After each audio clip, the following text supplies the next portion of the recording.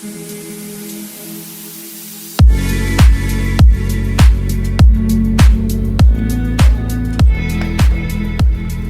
bonjour, vous allez bien? Celui-ci il est pour vous. C'est pour prévenir qu'on allait mourir. Est-ce que vous le savez? Oui. Alors je vous explique. Moi je fais des reportages YouTube. Est-ce que vous connaissez déjà YouTube? Oui. Donc je suis youtubeur. Je me permets d'aller dans la rue et je filme les gens parce qu'on ne vient plus trop les voir, on a peur d'eux aujourd'hui. On dirait qu'on est dans la jungle. Mais moi je viens voir les gens pour savoir un petit peu ce que croient les gens après la mort. Qu'est-ce que vous croyez après la mort, vous? Vous allez où? Est-ce que ça s'arrête ou ça continue pour vous? Après la mort, Oui. ça continue. D'accord. Vous êtes quoi, musulmane ou chrétienne? Moi, je suis chrétienne. Comme moi. Alors en tant que chrétienne, comment est-ce que vous savez si vous faites du bien ou du mal aux yeux de Dieu? Comment vous le savez? Sur quoi est-ce que vous vous basez? Sur les actions qu'on fait, je sais pas. Allez, regardez, on va voir. C'est pas un hasard que je vous rencontre avec ce que vous écoutez aujourd'hui. Dieu vous cherche, vous. Hein? Vous allez voir. Est-ce que vous avez déjà menti? Parce qu'on sera jugé par la loi des 10 commandements. Hein? Plusieurs fois. Alors moi, vous êtes honnête. Moi aussi, plusieurs fois, je suis même allé en prison. Moi. Est-ce que vous avez déjà volé quelque chose? Peu importe la valeur. Oui. Moi aussi. Est-ce que vous avez toujours honoré vos parents? Non. Moi aussi. Est-ce que vous avez déjà regardé un homme avec de la convoitise? Oui. Moi aussi. Et est-ce que vous avez toujours mis Dieu, lui, en premier dans votre cœur, comme dans les bons moments? Surtout dans les bons moments, hein? Parce qu'on le met quand tout va mal. Non. Moi aussi. Donc, si Dieu est juste, et il est juste, s'il vous juge là tout de suite, parce que si je vous souhaite de vivre jusqu'à 120 ans, un compte en banque blindé, une belle villa, une belle voiture, tous les gens que vous aimez autour de vous. Mais en vérité, madame, je ne peux pas vous garantir 5 minutes. Moi. La grande question, est-ce que je suis réellement réconcilié, sauvé avec Dieu? Parce que si Dieu est juste, et il est juste, s'il nous juge là tout de suite, on mérite l'enfer, et ça c'est terrible. Parce qu'on a cassé sa loi. Dans la parole de Dieu, il y a écrit, si on casse un seul commandement, c'est comme si on les a tous cassés. C'est l'apôtre Jacques qui l'a écrit, le frère de Jésus. Mais il y a quand même une bonne nouvelle là-dedans, et moi c'est ça que je vous amène de bon matin. Vous savez que Dieu est riche en miséricorde et en bonté, il nous aime. Et il y a 2000 ans, il a envoyé son fils Jésus, le Christ. Et il a dit, quiconque croit que Jésus est le Fils de Dieu, qu'il est ressuscité du royaume des morts le 3e jour, il aura la vie éternelle à mes côtés. Mais vous savez que de croire, ça ne suffit pas. Hein? Les démons aussi, ils y croient en lui. Hein? Ah oui. Et ils tremblent, hein? Ils sont beaucoup plus humbles que nous de ce côté-là, on va dire. Ah oui, ça c'est clair. Je sais. Alors moi, madame, la clé, je ne fais pas du racolage d'église. Vous savez comment il y en a qui chantent dimanche matin Alléluia devant tout le monde, et ils parlent en langue, et lundi et mardi, ils ont oublié hein, qu'ils ont chanté Alléluia. À la seconde même, ça c'est pas faux aussi. Ça là, c'est pas mal ça. Mais la clé, c'est la repentance, madame. Dans votre salon, là, toute seule. Parlez à Jésus. Dites-lui, Seigneur, je me repens pour les péchés secrets que tu connais qu'il y a dans mon cœur. Mais tu es le seul qui brise toutes les chaînes. Et je te demande, aujourd'hui, Seigneur, que tu m'aides à avancer, que tu renouvelles ma foi, parce que tu parles d'une foi d'un petit grain de moutarde. Accorde-moi dans mon cœur d'avoir cette graine de moutarde dans mon cœur, cette petite foi. C'est comme si que tous les deux, on va braquer la boulangerie qui est en face. On prend la caisse, on se fait serrer et on passe devant le tribunal. Le juge, il nous dit à tous les deux, vous me donnez 1 million d'euros, vous partez en prison tous les deux. On n'a pas l'argent parce que tous les deux, on s'est fait attraper. Et on ne peut pas revenir effacer le péché qu'on vient de commettre. Non. Et il arrive tout à coup un homme qu'on ne connaît pas, il donne l'argent. Le juge est satisfait, il nous libère. Oui. Mais cet homme-là, imaginez-vous le film de suite.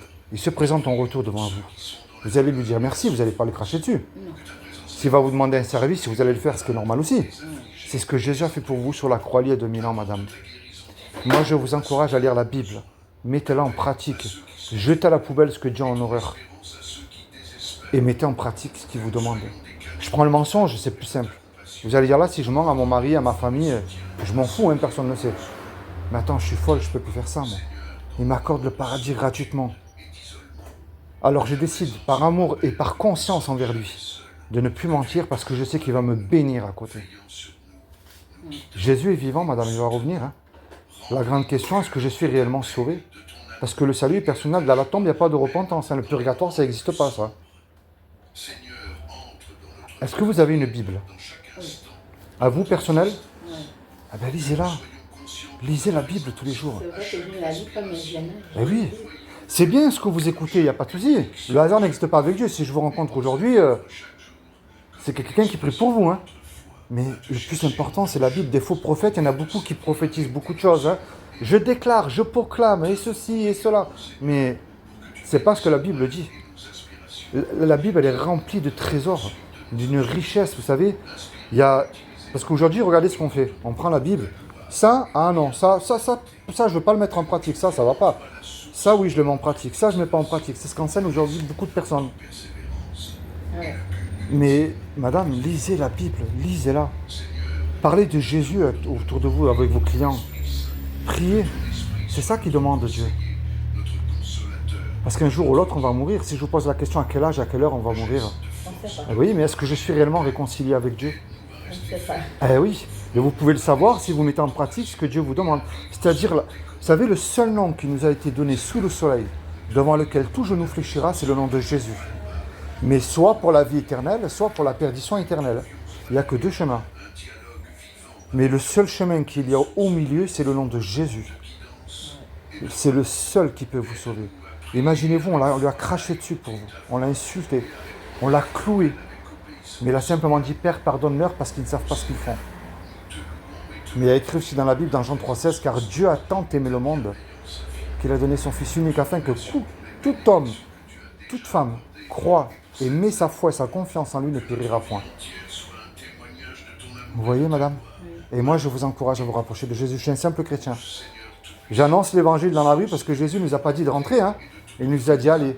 Il n'a pas dit, je vous ferai chrétien assis sur une chaise. Ça, c'est pas écrit dans la Bible. Hein. Il n'a pas dit de suivre un pape. Hein. Parce que Jésus ne se baladait pas en papa mobile. Hein. Il n'avait pas des gardes du corps autour de lui. Mais il était à table.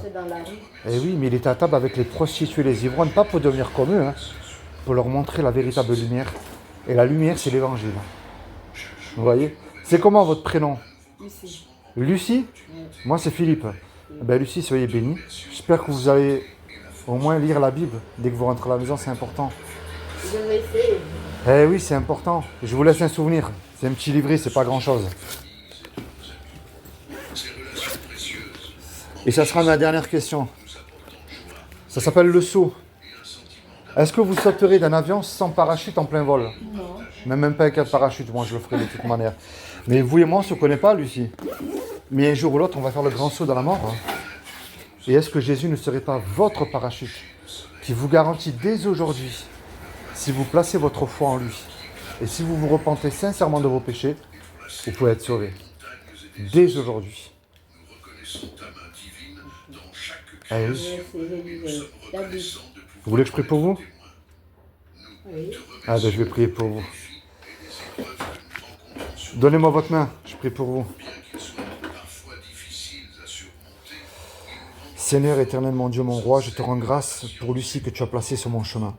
Je te demande dès maintenant, Seigneur, que tu rentres dans son cœur, que tu ôtes toutes les épines qu'il y a dans son cœur, que tu brises toutes les chaînes qu'il y a autour d'elle, que tu entendes, Seigneur, tout ce qu'elle te dira de son propre cœur, mais plus que tout qu'elle soit sauvée, que son nom et prénom soient inscrits sur son livre de vie, que tu lui ouvres de nouvelles portes, que tu la bénisses, elle et toute sa famille, et que tu la renouvelles sa foi, Seigneur, et que tu lui donnes envie de lire la Bible, et que le Saint-Esprit travaille son cœur afin qu'elle se repente sincèrement, et qu'elle te suive fidèlement comme une véritable disciple. Au nom de Jésus.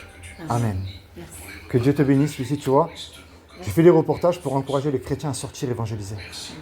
Si tu as remarqué, je pense que tu le vois, les musulmans n'ont pas honte de leur foi. Les sectes sortent dehors. Mais nous, les chrétiens, on a peur. On a honte. On a honte On de se Jésus. cache. Et il est mort publiquement pour nous à la croix. Et c'est pas normal ça. Tu sais que le monde il fonctionnerait beaucoup mieux si tous les chrétiens sortaient dans la rue. Et moi, je t'encourage. Parle de Jésus aussi autour de toi. Si on rigole de toi, c'est pas grave. On a traité de Jésus de démon. Hein. On lui a craché dessus, on l'a fait mille et mille. Mais dis-toi bien une chose, Lucie. Imagine, il vient une cliente qui n'est pas croyante, que tu lui annonces l'évangile. Et que le jour que tu es avec le Seigneur, il te prend par la main et te dit, Lucie, tu te souviens d'elle? C'est la plus belle des couronnes. Et moi, c'est ça que je t'encourage. Tu sais, une église, un pasteur te décevra. Même des frères et sœurs en Christ qui sont chrétiens. Il y en a beaucoup qui sont chrétiens de nom aujourd'hui. Mais Jésus ne t'abandonnera jamais. Parce qu'il t'a donné quelque chose qui est dangereux et qui est merveilleux à la fois. C'est la liberté qu'il t'a donnée. De le suivre et de le suivre ou pas, quoi. Mais puisqu'on vient de se rencontrer tous les deux, tu ne pourras pas dire, Seigneur, excuse-moi, je n'avais pas entendu. Le petit livret que je t'ai donné le sceau, je t'encourage à le lire. D'accord? D'accord. Allez, sois béni, toi et toute ta famille. Merci. Et je te remercie de m'avoir supporté quelques minutes. Allez, que Dieu te bénisse. Bonne chance. Merci. Au revoir.